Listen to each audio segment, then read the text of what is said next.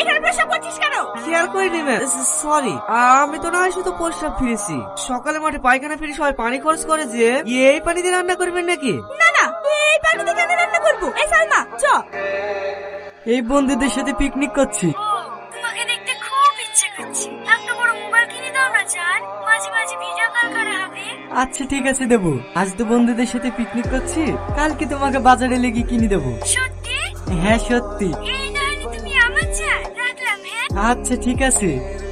মেয়েদেরকে বিশ্বাস করিস নি ভাই, ওর অভিনয় মায়ের গর্ব থেকে শিখে আসে। সামান্য একটু স্বার্থে লেগে এমন এমন অভিনয় করবে, যাই স্বার্থটা পড়ে হয়ে যাবে, অমনি তো যত্নে করা মনটা পেটাক করে গেলে দেবে। সাপ সাপ সাপ, শুধু সাপ বলছে কেনে, কাল না কিনবো এমন ফেসবুকে ঢেলে দিয়েছে রে ভাই, সে বিষয়ে আজ জলি পড়ে মুচ্ছি।